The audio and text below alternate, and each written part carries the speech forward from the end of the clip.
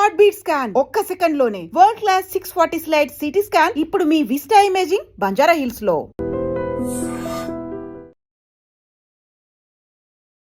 వెళ్ళిన తర్వాత అక్కడ ఎలాగుందమ్మా పరిస్థితి? అక్కడ అన్నం పెట్టరు సార్, ఫోన్ ఏరు, డబ్బులు పంపమంటే డబ్బులు పంపరు, డబ్బులు పంపు మామ అంటే కొడతారు. డబ్బులు పంపమని చెప్పినప్పుడు కొట్టేసరికి నేను పని చేయకుండా రోజు రూమ్ పైకి పోయి పనుకునేసిన. పని చేయకపోతే నీకు డబ్బులు పంపేది లేదు, మీ ఇంటికే పంపము, చంపేస్తాము అని చెప్పేసి సార్ అట్లా బెదిరిస్తూ వచ్చినారు వాళ్ళు. లెక్క పంపకపోతే పిల్లోళ్ళని ఇసిపెట్టి వచ్చినాను, ఏం తింటారు అని చెప్పిన. ఏం తింటారు, నువ్వు పోయేటప్పుడు ఏం ఎత్తుకొని పోతావు అని చెప్పిరే. ఆయన కాటికి ఎత్తుకొని పోతాలే, ఏంటి మేడం ఏంటి మామ అని చెప్పిన. వాళ్ళు అయినా పట్టించుకోలేదు, దెబ్బలు అట్లే కొడతా వచ్చినారు. అయినా నేను మీరు డబ్బులు పంపకుండా నన్ను పంపకుండా పోతే అటు చిన్నపిల్లల్ని వేసుకొని మా ఆయన ఏం పని చేస్తాడు మామ అని చెప్పి వాళ్ళకి చెప్తే వాళ్ళు అట్లే పంపిస్తాం, నువ్వు పోయేటప్పుడు పంపుతాలే, నువ్వు పోయేటప్పుడు ఇస్తాం, నువ్వు పోయేటప్పుడు.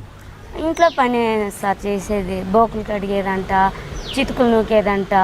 రెండోది వాళ్ళ ఇంటికి టీచర్స్ ఎక్కువ వస్తారు, వాళ్ళు కాపీలు ఇచ్చేది, వాళ్ళు కాపీలు తాగితే కడిగేది, వాళ్ళకి ఏమన్నా అన్నం చేసింటే వాళ్ళు ఎత్తకొచ్చి ఇట్లా ముందర పెడితే తింటారు, కాపీలు తాగుతారు, బాత్రూమ్లు కడిగేది, అట్లా చాలా పనులు ఉంటాయి సార్. మీ ఇంట్లో ఎప్పుడైనా ఇంత పనులు చేసావా? మన ఇంట్లో పని వేరు సార్, వాళ్ళ పని వేరు, వాళ్ళకి చాలా పని ఉంటుంది. ఇలాంటి పనులు ఎప్పుడైనా ఇంట్లో చేసావా? చేసింది కానీ బతుకు తెరువు కోసం చేయాల్సింది వచ్చింది. ఆయన చాలా దెబ్బలు తిన్నా సార్ నేను. కాదమ్మా, కట్టుకున్న వాడు ఒక్కసారి ఒంటి మీద ఎప్పుడైనా మీ ఆయన కొట్టాడా నీకు? లేదు, కొట్టారు సార్. అయినా వాళ్ళ తాను దెబ్బలు తిన్నా సార్ నేను. బాధ అనిపించిందా?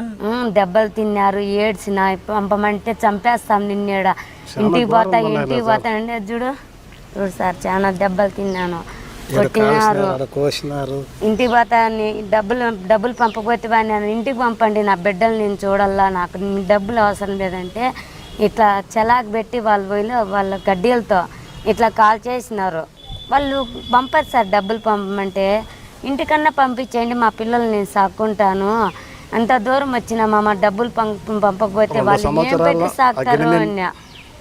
అయినా వాళ్ళు ఇట్లా కొట్టడం మొదలు పెట్టినారు. వాళ్ళు ఫోన్ చేయమంటే నెల మట్టుకే ఫోను, కానీ ఫోన్ నాకు ఇచ్చేయండి మామ, నాకు ఫోన్ ఉంటే కన్నా మా ఆయన ఇంటికాడ చేస్తాడు, నేను చేయకపోయినా చేస్తాడు, ఫోన్ లీవ్ నీ చేతికి, మేము కాల్సింది నెల చేసిస్తాము, ఫోన్లు మటుకు నాతానే ఉన్ని అని చెప్పింది ఆమె.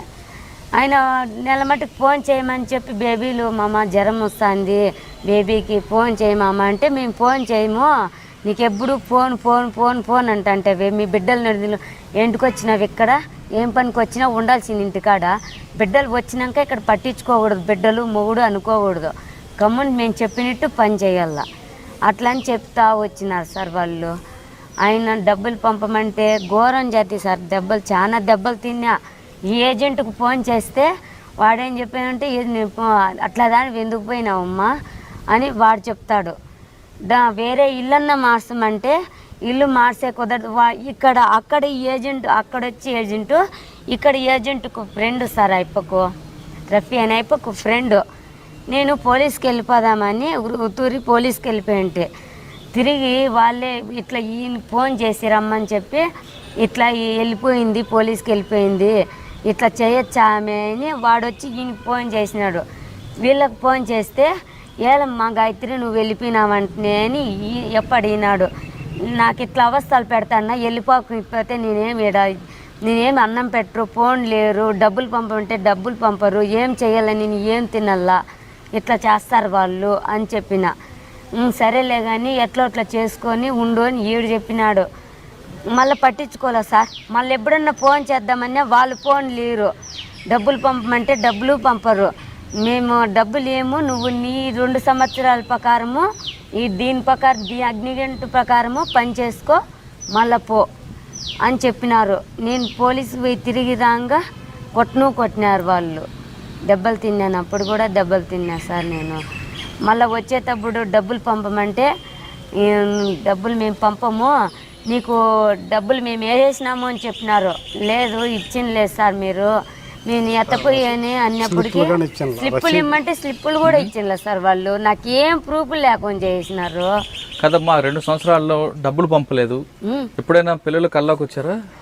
సార్ కళ్ళకి వచ్చినారు. నీ కళ్ళకి మా ఆయన ఫోన్ చేసినప్పుడు నెల చేస్తా కదా, వాళ్ళు చెప్పిన నెలకు ఫోన్ తీసిమంటే తీయించినారు. అదేం తప్పు కాదు, తీయించినారు. ఫోన్ అయితే నా దగ్గర పెట్టేది లేదు, వాళ్ళ దగ్గరే పెట్టుకున్నారు.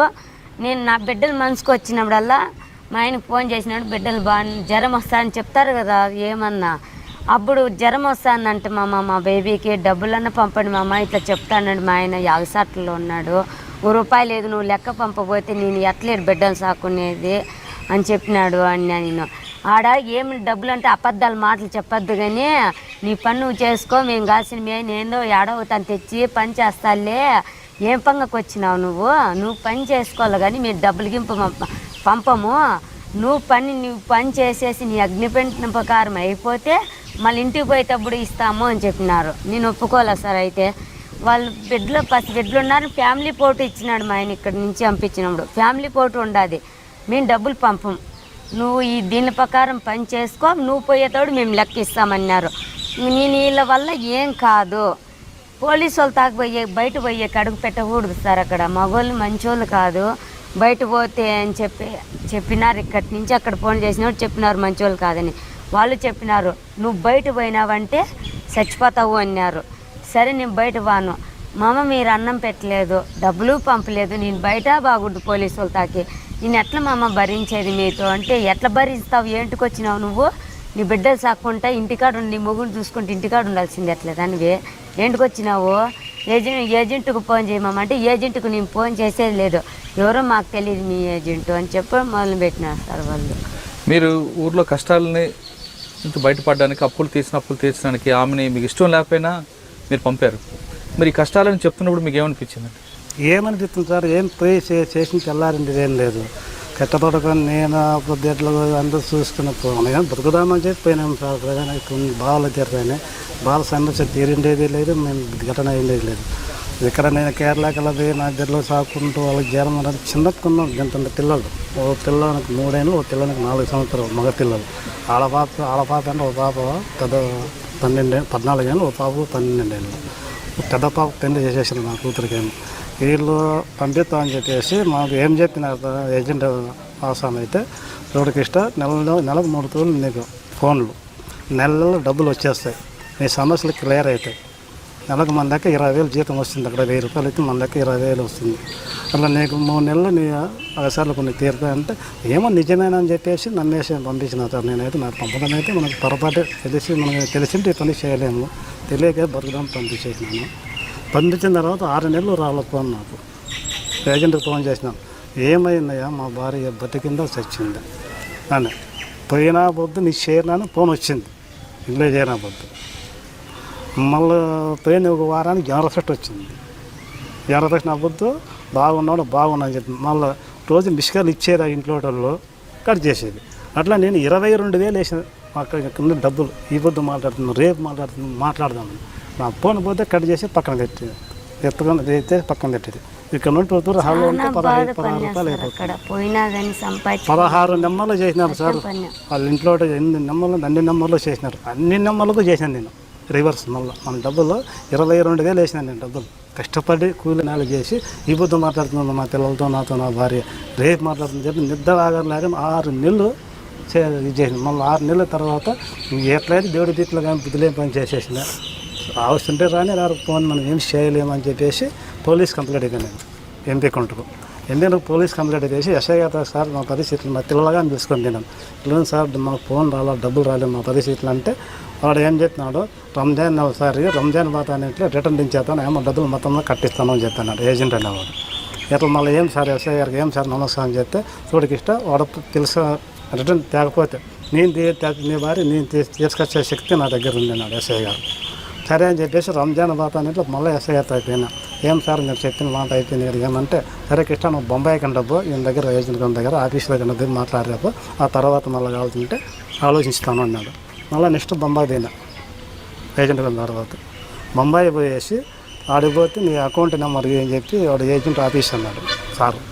ఆ అకౌంట్ నెంబరు నా ఫ్యామిలీ ఫోటో మొత్తం నా ఫోటోస్ అంతా మొత్తం అక్కడ డీటెయిల్స్ పంపించిన వాట్సాప్లో పంపించేస్తే అప్పుడు డ్రైవరు లేకపోతే ఆ ఇంటి ఓనరు ఏమో తీసుకున్నాడు, మెసేజ్ పెట్టినాడు నా సెల్లుకున్నాను రిటర్న్ 20,000 డబ్బులు కన్నా బొంబాయిలో ఉన్నట్లు 20,000 డబ్బులు కావాలంటే ఏమన్నా నాకు ఈ డబ్బులు వద్దేమో ఇదే డబ్బులు టికెట్ కట్టేస్తాను ఇదే వేరే ఆఫీస్లో మా భార్య నాకు రిటర్న్ నేను ఆఫీస్ దండకెత్తాను. వాళ్ళు వినడం లేదు, ఆ హిందీ నాకు అర్థం కాదు. వీడియో చేస్తే నాకు కిందికి దిగి వచ్చేస్తాడు ఆఫీస్లోనే. నేను ఇప్పుడు ఏం చేస్తాను, ఒక్క వారం ఉన్నాను బొంబాయిలో, నెక్స్ట్ 2వ తూరు తిన్నప్పుడు. ఏం నా పరిస్థితి ఎట్లా ఏమంటే నువ్వు బోకి ఇష్టం నీ భార్యకి ఏం పర్వాలేదు డబ్బులు పడతాయి మంచి అడ్డాను అట్లా ఆ పొద్దు 20,000 వచ్చింది. మళ్ళీ 2 నెలలకు 1,10,000 వచ్చింది నాకు 2017లో. వాటికి సమర్థం అయిపోయింది లెక్క. మళ్ళీ రాలో వచ్చేటప్పుడు కానీ మధ్యలో మీరు ఎందుకు కేరళ వెళ్ళారు? ఈ బిడ్డల కాదు ఇక్కడ పనులు లేవా, పిల్లలు చూసుకుంటూ వాళ్ళు ఉండారా, అంతెత్తు పాపం అలా నేను ఎట్లా పిల్లలు చూసుకుంటాము, బడికి పోతాము, బోర్ ఫ్లోర్ చేసుకొని నేను పనులు లేనప్పుడు అక్కడ పోతే నెలకు 10,000 15,000 తీసుకుని దిల్లు జీవించుకుంటాను, పోషించుకుంటాను. ఇది ఊరే పనులు లేవు సార్ పల్లెల్లో. కానీ తల్లి కువైట్ వెళ్ళిపోయింది, తండ్రి కేరళ వెళ్తే మరి పిల్లల పరిస్థితి ఎవరు చూస్తారు? పాప ఉంది సార్, మా బిడ్డలు నేను ఉంటాము ధైర్యం చెప్తే నేను పోయినాను. ఇప్పుడు మా చిన్నమ్మాయిల బంధువులు ఉన్నారు మనకు అక్కడ పెద్దవాళ్ళు, మేము చూసుకుంటాం పిల్లలు ఇంట్లో ఉంటే ఎట్లా పోయాను నా బిడ్డలు నేను పోదానమ్మా ధైర్యం చెప్తేనే నేను లేదు, వాళ్ళు వదిలేతే నేను ఎక్కడ పోను నేను. ఎందుకంటే అమ్మ అయితే లేదు, నేను పక్క దేశంలో పోయినా సార్ నేను వారం తప్పి ఎక్కువ వారం ఉంటూ ఏదో 5,000 10,000 తీసుకుని మళ్ళీ ఏదో వచ్చి నా బిడ్డలు సాకుంటూ అట్లా కాలం గడిపి 6 నెలలు. మంచి పని చేశారు. ఇలా మనకు లేదు తినేకే లేనప్పుడు మనం ఏదో ఉండి కూర్చుంటే ఏం. అక్కడేం పని చేసేవారు కేరళలో మీరు? అక్కడ చేపల మార్కెట్కి పోతుంది సార్. ఎక్కడ కేరళలో? కేరళలో ఇది కాయకులము ఓడ్చిరి కర్ణాకపల్లి ఆ సైడ్. అంటే ఏం పని అక్కడ చేపల మార్కెట్ ఏంటి? సముద్రం కదా అక్కడ. కర్ణాకపల్లి కావతలు వచ్చేసి అదేది ఊరు వచ్చింది ఆడు మార్కెట్ ఉన్నాయి. ఆ డబ్బులు సంపాదించుకొని మళ్ళీ ఇక్కడ రావడం. ఇక్కడ వారం ఉంటా అంటే వారం 10 రోజులు వెళ్ళిపోతే కింద వరకు చేస్తుంటుంది. 500-600 మనకు గిట్టుబాటు అవుతుంది డైలీ. మళ్ళీ వచ్చేది దేవస్థానం కాడ కూర్చుంటే ఆడ భోజనం జరిగిపోతుంట. అదిగా మనం కొనేలేదు, మనం అబద్ధం నువ్వు చెప్పాలి. ఆడ పూజలు పోతుంటే నీళ్ళల్లో అన్నీ తెస్తాంటే అత్తాకి అన్నాలు ఇస్తాంటే తిని అట్లా జీవించుకుంటూ 6 నెలలు జీవించినాను. మళ్ళీ 6 నెలల తర్వాత 20,000 వేసింది. బొంబాయి పోయి నేనంతా వీళ్ళకి బాధపడి పోలీస్ కంప్లైంట్ ఇస్తే మళ్ళీ తిరిగి వచ్చినాను బొంబాయి. నాకు తిరిగి ఏం సార్ వాళ్ళు నాకు ఇట్లా మోసం చేసిన ఎస్ఐగా అంటే సరే జరిగిపోయింది, నువ్వు 4 సంవత్సరాలు పని అయిపోతుంది, మనం చేసిన తప్పుకి ఇష్టం నేను పంపమని నన్ను ఏమన్నా నువ్వే తప్పు చేసి ఏం నాకు సమాధానం చెప్పేది ఎట్లా వాళ్ళు అల్లీలు కొనొస్తారో మంచి చెడ్డ అని చెప్పి ఎస్ఐ గారు సలహాలు చెప్పి గమనవుతున్నారు. అంటే వాళ్ళు ఏం చేస్తున్నారో ఆడికి అయిపోయింది. మా భార్య వచ్చేటప్పుడు ఫోన్ చేసింది నేను వస్తాను అని. అంటే మీకు అక్కడ అడ్డుకున్నారు కదమ్మా, మళ్ళీ ఎలా పంపించారు? మీకు టైం అయిపోయింది సార్. టైం అయిపోయింది సార్. 2 సంవత్సరాలు 2 నెలలు చేసిన. 2 నెలల లోపల ఇంకా రంజాన్ వరకు ఉండమన్నారు. నీ టైం 2 సంవత్సరాల వరకే, నా టైం తీరిపోయింది.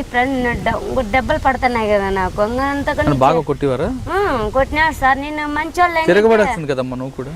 తిరగబడే కాదు సార్. ఇప్పుడు మన కళ్ళ నోరిస్తుంటాము, నోరిస్తే ఒకవేళ మన కొమ్ముని వెళ్ళిపోతారు. అక్కడ నోరు కూడా ఎత్తకూడదు సార్. నోరు అనేది ఎత్తితే గనా వాళ్ళు తిడతారు.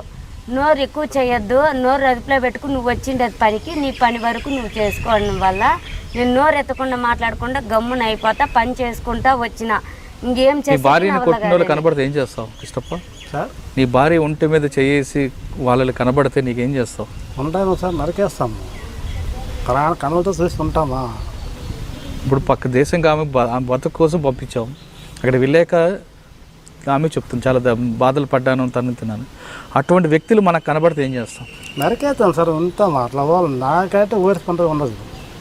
మళ్ళీ కష్టతనం సొమ్ము ఈకను మళ్ళీ శిష్ణకి జరిగితే ఊరికైనా ఉంటామా? ఎన్నుకుంటాం. నాకే తిరుపతి చేయలేదు అది ఎవరు. కష్టం చేస్తేనే ఫలితం ఉంది. కష్టం చేస్తే మనం ఏం అడగం కదా. పోయినా పిల్లల పాపలు ఇడిచి నువ్వు నా డబ్బులు మాకు నెలలు ఇస్తానంటే మాకు సమస్యలు ఏమి ఎదురు కదా. నేను మా భార్య నమ్మకం నా బిడ్డకు 4 లక్షలు ఇచ్చి 4 లక్షలు ఇచ్చి అప్పు చేసి పెళ్లి చేసిన. అప్పు నేను ఏమలో చేస్తాను? మా భార్యని 3 నెలలుగా సంబంధం కుదిరేలాగా 4 లక్షలు అప్పు చేసిన. పెళ్లికి ఆమె వచ్చిందా? లేదు సార్ అక్కడే ఉన్నా 3 నెలలకే పెళ్లి చేసిండే మా ఆయన. నీ కూతురు పెళ్ళికి నువ్వు లేవు? లేదు సార్ అక్కడే ఉన్నా. మరి బాధ అనిపించలేదమ్మా నీకు? బాధ అనిపిస్తే ఏం చేసి సార్, బెంగళూరు కాబట్టి టికెట్ పెట్టుకొని బాధ సార్, బాధలు లేకపోతే నాకు బతలే అది సౌదీ అల్జు ముస్తఫా సాహన్ కాదు సార్, నేను లాస్ట్ లో పడిపోయినా. రికార్డు పెట్టినాం చూడమని అంతే. ఆ? ఇక్కడ పెళ్ళి అవుతుంది, అక్కడ రికార్డు పెట్టినాం చూడు పెళ్ళి అవుతాను. అది తప్ప మా భార్య ఏం చూసిండేది ఏం లేదు. ముహూర్తం అయితే కూడా రికార్డు మొత్తం క్యాసిటీ పెట్టినాం. ఆయన భార్య అయితే మేము మరికి నరకం సార్, ఏ మామిడు పడిన లేదు, అంత నరకం పడినాను. కానీ మా డబ్బులు వాళ్ళు మాకు ఎంత ఫస్ట్ 2015లో 1,10,000 వచ్చింది 4 తూర్లు కూడా. వాళ్ళు వచ్చేటప్పుడు 1,30,000 అకౌంట్కి వేసినారు. వాళ్ళ డబ్బులు వచ్చేసి 870 రూపాయలు మనకు రిటర్న్ పంపినారు ఈ పాప చేత. అక్కడ ఆ లెక్క ఇక్కడ మారితే 15,050 రూపాయలు మనకు వచ్చింది ఆ లెక్క.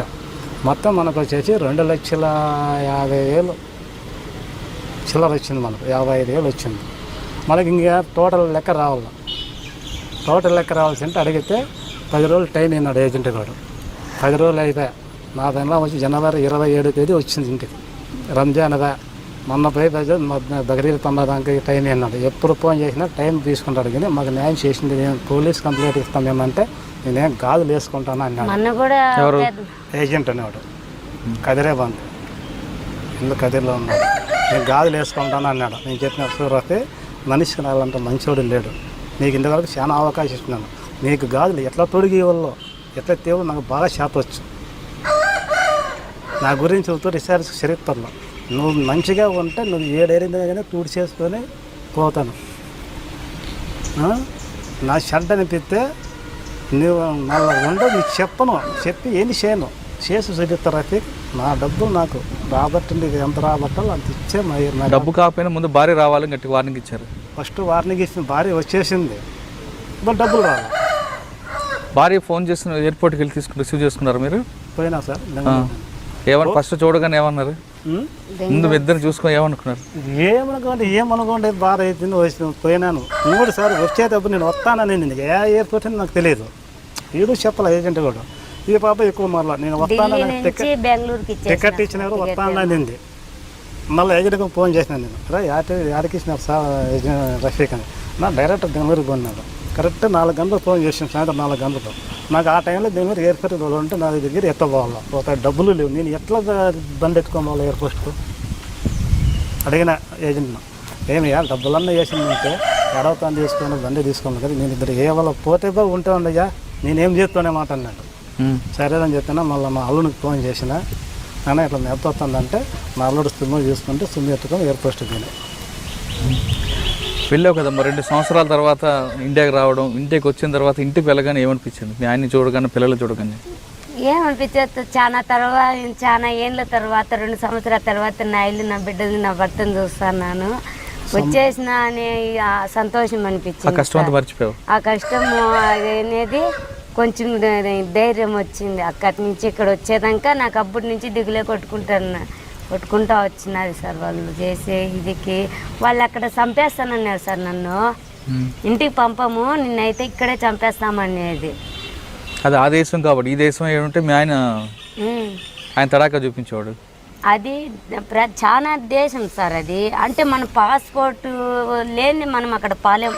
పాస్పోర్ట్ ద్వారాతోనే మనం అక్కడ అడుగు పెట్టాల. ఇట్లా మామూలు టికెట్ తీసుకొని అట్లా పోయే కుదరదు. అయినా చాలా బాధలు సార్. అక్కడ ఇచ్చినారు సార్ వాళ్ళతో వచ్చిన టికెట్, పాస్పోర్ట్ అన్నారు. నాకు అది ఇచ్చింది, చూపించండి. డబ్బులు ఇచ్చింది, మనకు ఏం ప్రూవ్ వాడి రసీదు ఇచ్చింది గవర్నమెంట్.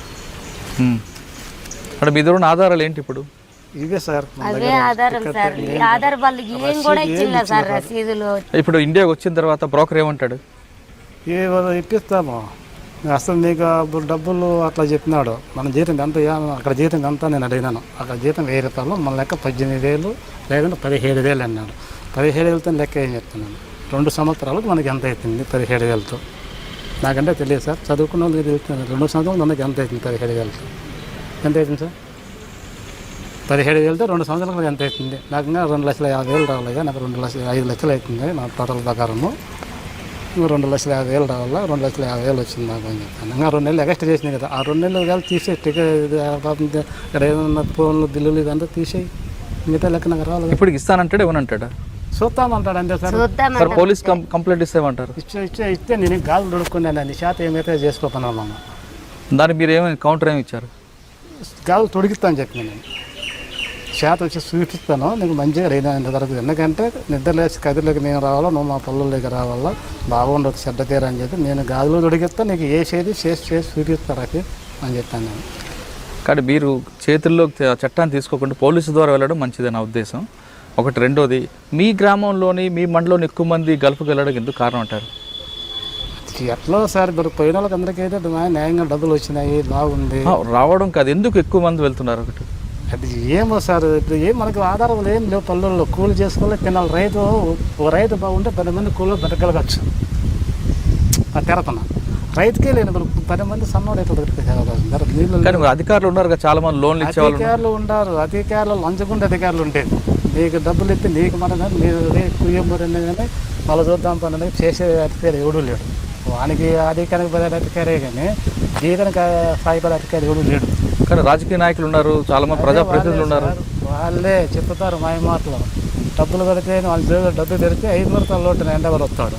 నా దగ్గర లేని చూస్తే నాకు ఏదో పనులు చూస్తున్నా, రేపు వస్తాం మా పత్తం తిరిగి రిస్క్ అయిపోయింది. ఈ పూలకుంట మండలంలో ఎక్కువ మంది వెళ్ళిపోవడానికి కారణం అంటే వ్యవసాయం లేక, లేదంటే గల్ఫ్ దేశం వెళ్ళి ఎక్కువ డబ్బులు సంపాదించుకుందాం అనే ఉద్దేశం? లేదు సార్, బతికేకి ఆధారం లేక, ఇలా పోషించేది ఇది లేక పోవటం. పంటలు లేవు, భూములు లేవు, వర్షాలు లేవు. ముందు ఏదో పెద్దోళ్ళు ఏదో ఒక రైతు దగ్గర పోతే 10 మంది జీవాలు జిట్రా అనే పొలాలు బాగున్నాయి, 10 దగ్గర జీవాలు ఉంటున్నాయి. ఇప్పుడు జీవాలు అంటూ లేవు, రైతుకు పంటలు లేవు. అప్పుడు నేను సద్దులు సాములు పండుతున్నాయా 10 మూటలు అయితే ఈ కుటుంబం దండిగా తిన్నామని ఆశ ఉన్నది. ఇప్పుడు 10 మూటలు అయినా ఒక నెల రావు, ఇప్పుడు బండి ధాన్యం. అప్పుడు సద్దులు రాగులు కూరలు పండుతాయి కాబట్టి 10 మూటలకి మన కుటుంబం తిన్నదని ఉద్దేశం అయితే పెద్దోళ్ళకు కోరికతో చేసుకుంటాను. ఇప్పుడు కోరికతో చేసే వ్యవసాయం పంటలు లేవు, వర్షాలు లేవు. ఇంకా బయట దేశం పోయి బిడ్డలు సాకపోతే ఏమి చేయాలా? ఏదో 2 ఏళ్ళు అంటే ఎన్నాళ్ళే అని నచ్చ చెప్తా, భార్య పెళ్ళాము భార్య నచ్చ చెప్పుకొని పంపడం తప్ప డబ్బులు సంపాదించి కుప్పేస్తామనే ఉద్దేశం ఎవరికి లేదు సార్. ఎక్కువ సంపాదన కాదు, కుటుంబం గడవడం కష్టం కదా. కుటుంబం జరిగే కష్టం లేదు, డబ్బులు సంపాదించి ఎక్కువ తెచ్చి ఏమైనా ముద్రిస్తారు. మన కష్టం ఇప్పుడు చేసిన అప్పులు మీటలు రైతులు ఇచ్చింటారు, వాళ్ళకి వడ్డీ లేకపోయినా సార్ మీ మొదలనే మీకు ఇస్తాం సార్ మేము చెప్పుకోవాలి కదా. ఇకపోతే రేపు మనకు తడుపుకుంటూనే ఉండరు గ్రామాల్లో. ఇప్పుడంటే అవకాశం పడకుండా ముంచేస్తాము రైతుకు. రేపు పొద్దున మనకు సాగుగండం వచ్చి ఆ పొద్దు నీకు ముంచేత అతను మనకి ఎట్లా ఇస్తాడు? ఈ సొమ్ము నీకు ఇస్తే అతను మరి ఆ పొద్దు మనకి ఇస్తాం మనకి ఇస్తాం చెప్పి అతనికి బుద్ధి పుడుతుంది కదా. ఆ ఉద్దేశంతో బయటపోతుంది అంతే కానీ ఏం సంపాదన చేయాలా మనం ఇది చేయాలనే ఉద్దేశం ఎవరు చూడమ్మా గాయత్రీదేవి, కుటుంబం అవసరాల కోసం, కుటుంబ కష్టాలు తీర్చడానికి, భర్తకు తోడుగా ఉండడానికి నువ్వు భాషరాని దేశంలోకి వెళ్ళావు. అక్కడికి వెళ్ళి భర్త కూడా ఇంతవరకు కొట్టని నీ మీద వాడు కొట్టాడు. అంత దౌర్భాగ్యం, ఆ కష్టం రాకూడదు. అలాంటి కష్టాలు భరించి మళ్ళీ తిరిగి వచ్చావు.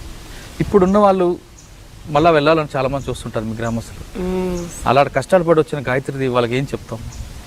ఏం చెప్పలేదు సార్, ఎవరెవరు ఇష్టం వాళ్ళది, వాళ్ళకి ఇష్టమైంది పాత్ర ఏమన్నా పోవద్దని అంటే నువ్వేం నాకు డబ్బులు ఇస్తావా నేను ఉండగలిగే అని చెప్తారు. ఎవరెవరు వాళ్ళు ఈ కష్టాలు చెప్పవచ్చు కదమ్మా. చెప్పినా వాళ్ళు ఏంటో సార్, నేనేమవుతారని నేను చాలా బాధపడి వచ్చినాను. ఎందుకు పోతారు అంటే పాకపోతే ఇక్కడ ఏం తింటారు ఉండేకి పొయ్యి తూరు వచ్చి చూద్దాము అంటారు.